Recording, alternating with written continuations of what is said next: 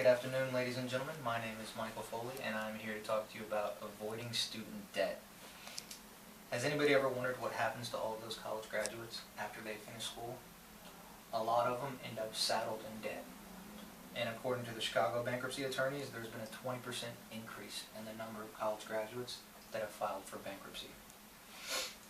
Today I want to talk to you about the rising cost of student tuition, the perils that come with that, and ways to avoid the massive student debts. And so how would you feel as a student if you had to file for bankruptcy? Or how would you feel if you were a parent of a child that had to file for bankruptcy, just to avoid all of the student debt? Alright, so right now we're going to talk about just the rising costs of college tuition. And since 1985, there's been almost a 600% increase in college tuition and fees, more than gasoline and more than medical care. In 2012 alone, tuition rose 4.8%, which was the lowest in the last 12 years, but it still outpaced inflation.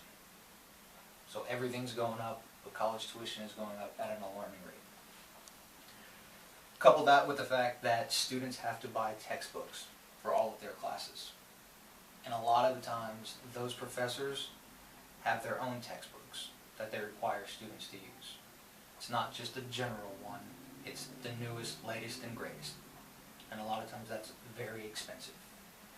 And when you try to go back and sell these textbooks back, students are only going to get a fraction of the amount that they paid for them. It certainly doesn't seem like a fair trade-off. And so it's easy to see why students end up in debt, especially when you couple in books and tuition costs rising so much. So let's talk about some of the effects of all of this debt. The financial strain that debt can take on a person can affect both economically and personally. There's health effects, the level of stress that students already have trying to find a job, coupled with not having any money, can push a lot of people over the edge. Bankruptcy is a way a lot of people might find themselves, as a way to get out from underneath everything. And this has a lot of effects on a person. It may not seem like it at first, but it will. Filing for bankruptcy will tank a person's credit score. They will not be able to get anything. A loan, credit card, nothing. And a lot of employers are now starting to look at credit checks along with background checks. The University of Phoenix has already implemented this. They've been doing it for years.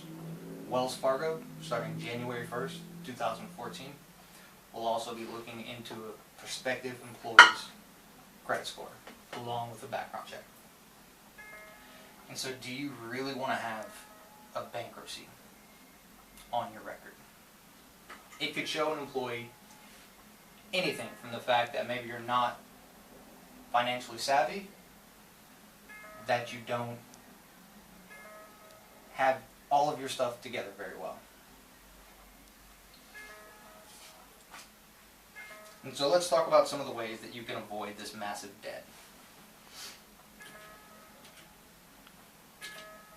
We have Federal Student Financial Aid, FAFSA. You can apply for Pell Grants through FAFSA. Grants are free money from the U.S. government. You do not have to pay grants back. If you get a student loan, you will have to pay it back. It's at a lower interest rate, but you still have to pay it back. Grants are completely free. A lot of companies offer tuition reimbursement. Wells Fargo, for one, will pay an employee $5,000 a year back for their tuition, and that is for any undergraduate degree. For graduate degrees, it's only ones that apply to the banking industry. But any undergraduate degree, a full-time employee can get up to $5,000 back. That's a lot of money.